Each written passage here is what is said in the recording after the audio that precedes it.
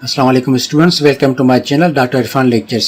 इस लेक्चर में मैं आपको इंसानी आंख यानी कि आई के बारे में पढ़ाऊंगा। इस लेक्चर में हम जो चीज़ें कवर करेंगे उनकी लिस्ट ये है।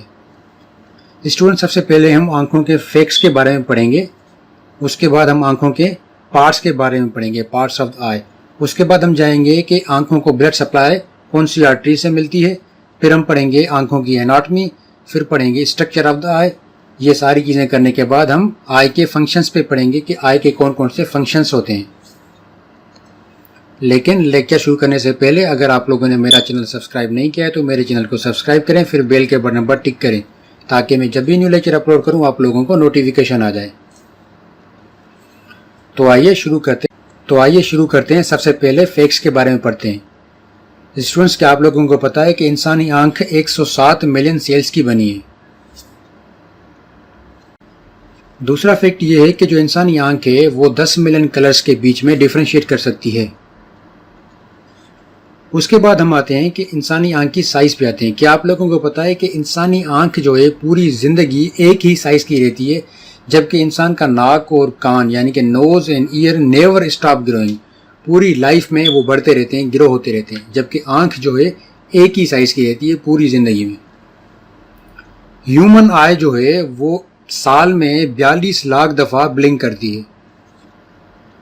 क्या आप लोगों को पता है कि जो टाइगर्स होते हैं वो रात को इंसान के मुकाबले में 6 गुना ज्यादा देख सकते हैं, 6 गुना बेहतर देख सकते हैं। स्टूडेंट्स, क्या आप लोगों को पता है कि जो पायरेट्स होते हैं यानी कि समुद्री लुटेरे वो आंखों पे इयररिंग्स क्यों पहनते हैं? उसकी वजह यह है कि वो यकीन रखते हैं कि वो पहनने से इंसान की आंखों की रोशनी बढ़ती है और खास तौर पर रात को वो ज्यादा बेहतर देख सकते हैं। अब आते हैं आई के पार्ट्स पे।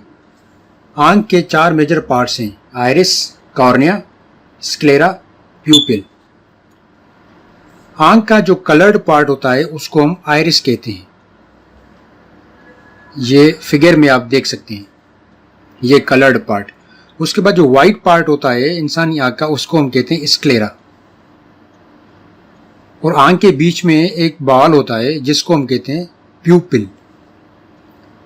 इस प्यूपिल को आइरिस मसल्स कंट्रोल करती हैं, प्यूपिल की साइज को कंस्ट्रिक्ट एंड डायलेट करती हैं, छोटा और बड़ा करती हैं। इस प्यूपिल को जो बीच में ये जो ब्लैक होल है, बॉल है बीच में आंख का, इसको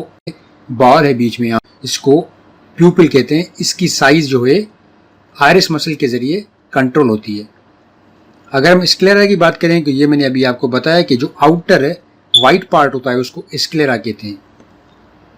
कॉर्निया की बात करें, जो ट्रांसपेरेंट और क्लियर पार्ट जो होता है डोम शेप पे, जो साफ होता है, शफाफ होता है, जिसके आर पार हम देख सकते हैं, जिसके जरिए पैसेज ऑफ लाइट यानी कि लाइट गुजरती है। अब आते हैं हम रेटाइना पे। स्टूडेंट्स, जो आई का इनर मोस्ट पार्ट होता है, इनर मोस्ट लेयर होती है, ये आप पीछे देख सकते हैं आंख के पीछे, ये वाली जो लेयर है पीछे से, ये इसको हम कहते हैं रेटाइना।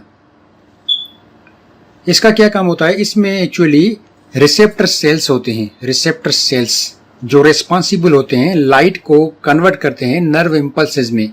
यानी कि आंखों में रोशनी जो जाती है वो रेटाइना पे जाके कन्वर्ट होती है नर्व इम्पल्सेस में, और यहाँ से नर्व इम्पल्सेस के जरिए यहाँ पे एक नर्व होती है ऑप्टिक नर्व, यहाँ से ब्रेन तक जाता है। तो हम ब्रेन से वो जो विजन होता है, आंखों के जरिए जो भी चीज़ देखते हैं वो आंखों के जरिए गई, रेटाइना के पास गई, रेटाइना के बाद यहाँ से जाती है ऑप्टिक नर्व, ऑप्टिक नर्व से ब्रेन तक जाती है। तो ब्रेन वो जो चीज़ है वो चीज़ रिसीव कर लेता है। एक और चीज़ मैं यहाँ पे बताना चाहूँगा कि जो रिसेप्टिव सेल्स होते हैं रेटाइना में वो 2 टाइप के होते हैं, एक होते हैं रॉड्स और दूसरे होते हैं कोन्स। जो रॉड्स होते हैं वो हमें रात को और अंधेरे में देखने में हेल्प करते हैं, जो कोन्स होते हैं वो दिन की रोशनी में और दिन के उजाले में हमें देखने में हेल्प करते हैं। यहाँ पे एक और चीज़ मैं आप लोगों को बताऊंगा। अगर आप लोगों ने नोट किया होगा कि अगर आप सूरज की रोशनी से यानी कि दिन के उजाले में जब घर में कमरे के अंदर जाते हैं तो आपको कोई भी चीज़ साफ दिखाई नहीं देती, हर जगह अंधेरा होता है। थोड़ी देर गुजरने के बाद आपको हर चीज़ साफ और शफाफ दिखाई देने लगती है। उसकी वजह यह है कि जब हम सूरज की रोशनी से जब कमरे में आते हैं तो उस वक्त हमारी आंखों में जो कॉन्स होती हैं वो एक्टिवेट होती हैं, जबकि रॉड्स डीएक्टिवेट होती हैं। तो जैसे ही कमरे में अंदर जाते हैं तो कॉन्स डीएक्टिवेट होना शुरू हो जाती हैं और जो रॉड्स हैं वो एक्टिवेट होना शुरू हो जाती हैं। तो थोड़ा वक्त लगता है हमें हर चीज़ साफ दिखाई देने में, उसकी सिर्फ यही वजह है। अब आते हैं ऑप्टिक नर्व पे। अभी मैंने आप लोगों को बताया कि आंखों में रोशनी जब दाखिल होती है वो रेटाइना पे जमा होती है, फिर रेटाइना से ऑप्टिक नर्व के जरिए ब्रेन तक जाती है। तो ब्रेन वहाँ से हमारा इमेज रिसीव करता है, फिर हम वो चीज़ देख पाते हैं। तो ऑप्टिक नर्व का क्या काम होता है? It transmits electrical impulses from the retina to the brain. एक और चीज़ यहाँ पे बताना चाहूँगा मैं कि आप लोगों को पता है कि हमारा जो ब्रेन होता है वो किसी भी इमेज को उल्टा रिसीव करता है। मतलब हम अगर कोई भी चीज़ देखते हैं वो होती सीधी है तो आंख उसको इस तरह उल्टा देखती है, हालांकि वो होती इस तरह सीधी है, लेकिन ब्रेन फिर उसको उल्टा करके देखता है। यानी कि कोई इमेज अगर इस तरह है, आंख ने उसको इस तरह देखा है, लेकिन ब्रेन उसको इस तरह रीड करता है उल्टा। तो brain takes inverted image and flips it so we can see it. अब आते हैं रिफ्रैक्टिव स्ट्रक्चर्स पे। रिफ्रैक्टिव स्ट्रक्चर्स हमारी आंखों में होती हैं और ये स्ट्रक्चर्स होती हैं डायरेक्शन, आंखों में जो रोशनी गुजरती है उसके डायरेक्शन को बेंड करती हैं। These structures bend the light. ये 3 टाइप के होते हैं, टीयर्स, कॉर्निया और लेंस। ये तीनों रिफ्रैक्टिव स्ट्रक्चर्स होती हैं हमारे आंखों में। अब आते हैं लिड्स एंड लैशेस पे। हमारी आंखों में लिड्स एंड लैशेस भी होती हैं। इनका क्या काम होता है? ये पहले सबसे इनका जो मेन फंक्शन है पहले वो है कि ये हमारी आंखों को प्रोटेक्ट करती हैं किसी भी बाहरी नुकसान से। उसके बाद क्या करती हैं? हमारी आंखों में टीयर्स को डिस्ट्रीब्यूट करती हैं ताकि हमारी आंखों को साफ किया जा सके और उनको ल्यूब्रिकेट किया जा सके। अब आते हैं लेंस पे। आंखों में लेंस भी होता है और लेंस वैसे 2 टाइप के होते हैं, कॉन्वेक्स एंड कॉनकेव। हमारी आंखों में जो लेंस होता है वो होता है बाय कॉन्वेक्स लेंस।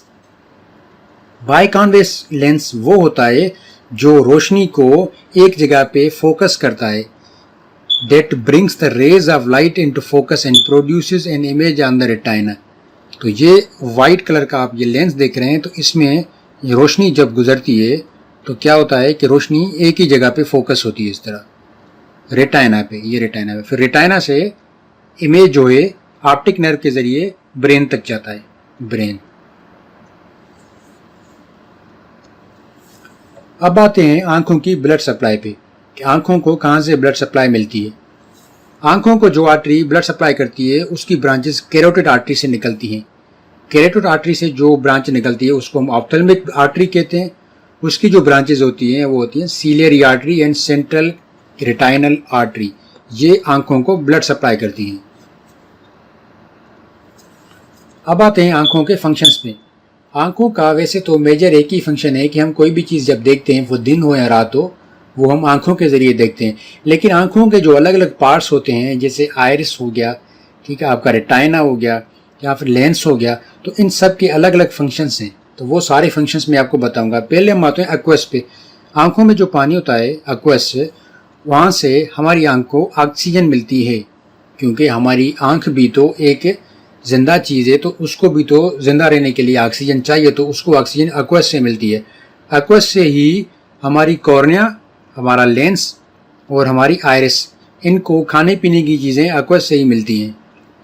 इसका एक और काम होता है कि जो लेंस होता है वो वेस्ट प्रोडक्ट्स जो प्रोड्यूस करता है वो एक्सक्रीट होती हैं इसी से।